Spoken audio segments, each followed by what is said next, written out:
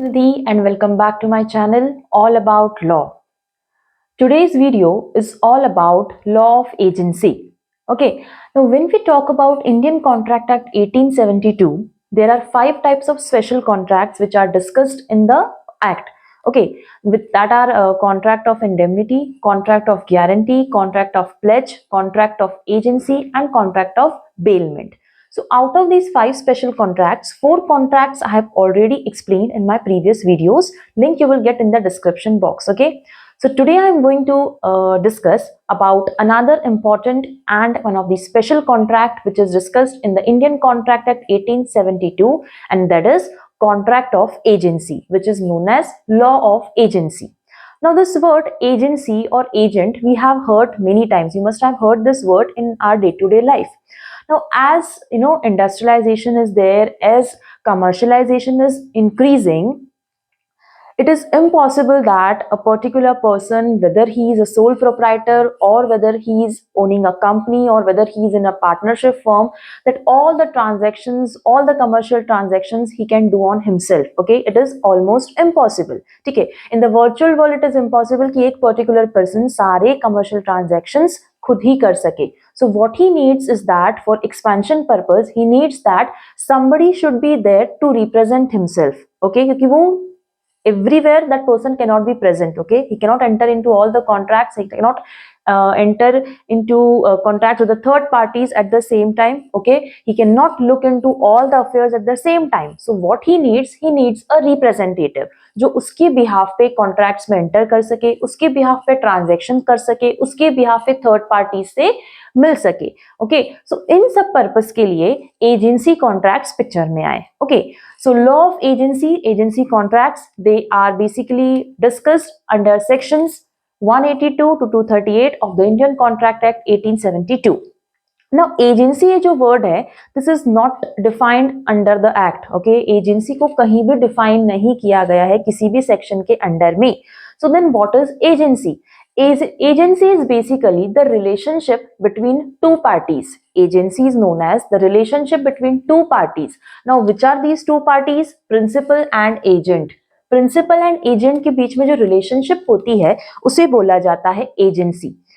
और जो कॉन्ट्रैक्ट रहेगा, ठीक है, प्रिंसिपल एंड एजेंट के बीच में जो कॉन्ट्रैक्ट रहता है इस रिलेशनशिप को एस्टैब्लिश करने के लिए उसे बोला जाता है एजेंसी कॉन्ट्रैक्ट. तो सबसे पहले will talk about who is a principal and who is an agent.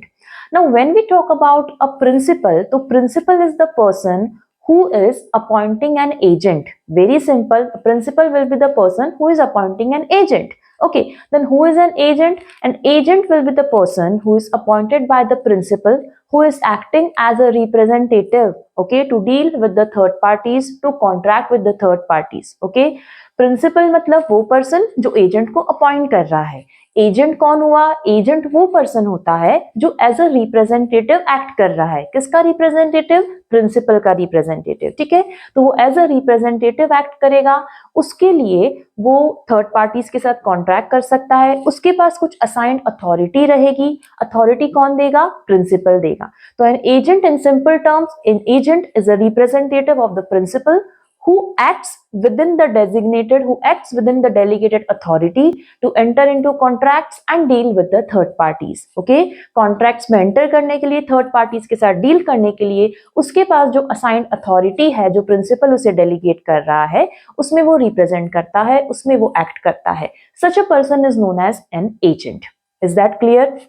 तो हमें समझ में आया कि what is an agency. An agency is the relationship between a principal and agent whereby the principal appoints the agent as his representative to act within the delegated authority, to deal with the third parties and to enter into contracts. Is that clear?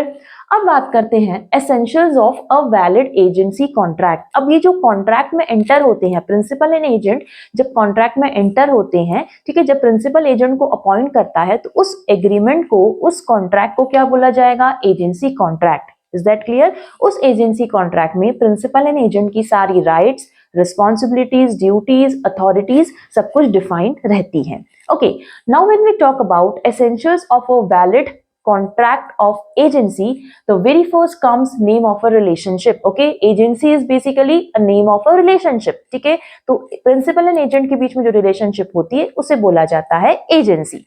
Then comes agreement, not a contract. एक important very essential element है ये agency contract का कि जरूरी नहीं है कि agency contract ही रहे हमेशा, एग्रीमेंट भी हो सकता है. अब एग्रीमेंट एंड कॉन्ट्रैक्ट में क्या डिफरेंस है ये मैं बहुत पहले एक प्रीवियस वीडियो में समझा चुकी हूँ. एग्रीमेंट का मतलब होता है promise and acceptance. Simple terms में जब आप किसी को प्रॉमिस करें और उसे एक्सेप्ट कर लिया जाता है तो वो एक एग्रीमेंट हो जाता है. लेकिन एग्रीमेंट कॉन्ट्रैक्ट कब बनता है? जब उस एग्रीमेंट में लीगल एनफोर्सिबिलिटी आ जाती है. जब उस एग्रीमेंट को आप लीगली एनफोर्स करा सकते हो तभी वो एग्रीमेंट कॉन्ट्रैक्ट बनता है.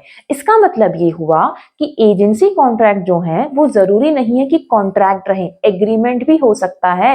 मतलब अगर एजेंसी एग्रीमेंट्स में एक एसेंशियल कॉन्ट्रैक्ट के, एक लीगल कॉन्ट्रैक्ट के, एक वैलिड कॉन्ट्रैक्ट के सारे पॉइंट्स प्रेजेंट ना भी हो तो भी वो वैलिड माना जाएगा. अब ऐसा क्यों बोला जाता है? Because now when we talk about contractual capacity of parties, okay, जब हम कॉन्ट्रैक्ट एक्ट की बात करते हैं, essentials of a valid contract की बात करते हैं, तो उसमें एक one of the important essential है कि जो पार्टीज टू अ कॉन्ट्रैक्ट होती हैं वो कैसी होनी चाहिए? कॉन्ट्रैक्चुअल कैपेसिटी उनके पास होनी चाहिए. They must possess contractual capacity in the sense the person must not be minor, the person must be of sound mind and he or she must not be disqualified from law from entering into a contract. ये parties के अंदर competency होनी चाहिए. लेकिन जब हम agency contract की बात करते हैं, क्यों बोला गया है कि एग्रीमेंट भी हो सकता है? बिकॉज प्रिंसिपल एंड एजेंट के अंदर जो एजेंट है, एजेंट माइनर भी हो सकता है, एजेंट अनसाउंड माइंड का भी हो सकता है. ठीक है, ये कंडीशन प्रिंसिपल के ऊपर एप्लीकेबल नहीं है. Principal should be always of sound mind, he must be of 18 years and above age. लेकिन जब वो एजेंट को अपॉइंट कर रहा है तो ये कंडीशन एजेंट के ऊपर एप्लीकेबल नहीं है. इसका मतलब ये हुआ कि जब आप एजेंट को अपॉइंट कर रहे हैं, अब देखो, agent is always answerable to principal, agent will be always accountable to the principal. agent के जितनी भी acts रहेंगे उसके लिए कौन responsible रहता है? principal responsible रहता है. authority कौन देता है agent को? principal देता है. इसीलिए agent जो है वो below 18 years का भी हो सकता है. agent can be of unsound mind also, but important here is that all the acts done by such an agent will be the principal will be responsible for all the acts done by any minor agent or by any agent who is of unsound mind. Is that clear? ठीक है, फिर बात करते हैं competence of principal. जो मैंने अभी समझाया कि principal must be contractually capable of entering into that particular contract. He must be of 18 years and above age. He must be of sound mind and he must not be disqualified from law from entering into the contract. एक और important point यहाँ पर ये है कि principal जो है जरूरी नहीं है कि हमेशा नेचुरल पर्सन ही हो, एक लिविंग पर्सन ही हो. ठीक है, आर्टिफिशियल पर्सन भी एजेंट अपॉइंट कर सकता है. ठीक है, इसका मतलब ये हुआ, अगर आर्टिफिशियल पर्सन की हम बात करें तो हम किसकी बात कर रहे हैं? किसी कंपनी की, किसी भी कॉर्पोरेट ऑर्गेनाइजेशन की. बिकॉज कंपनी और any corporate organisation, they are an artificial person, they are not natural person like us. Okay, so an artificial person also can appoint an agent on their behalf. Why? Because that artificial person is having a separate legal entity. Okay, so principal can be either a natural person or an artificial person also. Another important point है कि एक या एक से ज्यादा principal, okay, one or more than one principal can jointly appoint an agent. Okay, A and B दो principals है, A and B jointly मिलकर भी सी को एज एन एजेंट अपॉइंट कर सकते हैं. ठीक है, तो प्रिंसिपल के लिए कुछ कंडीशंस रहती हैं. प्रिंसिपल नेचुरल पर्सन भी हो सकता है, प्रिंसिपल आर्टिफिशियल पर्सन भी हो सकता है. सेकेंड कंडीशन है कि प्रिंसिपल मस्ट बी, अगर वो नेचुरल पर्सन की हम बात करें तो principal must be of 18 years and above age, he must be of sound mind and should not be disqualified from law. And third important condition यहाँ पर ये है कि एक या एक से ज्यादा principal, okay, one or more than one principal can also jointly appoint an agent. ठीक है, लेकिन जब हम एजेंट की बात करें तो एजेंट के लिए कॉन्ट्रैक्चुअल कैपेसिटी मैंडेटरी नहीं है. Then comes free consent. Like all other valid contracts, there must be free consent of the parties whenever they are entering into an agency contract. Principal as well as agent, there must be no coercion, undue influence, fraud, misrepresentation or any mistake of matter or fact whenever there is any contract.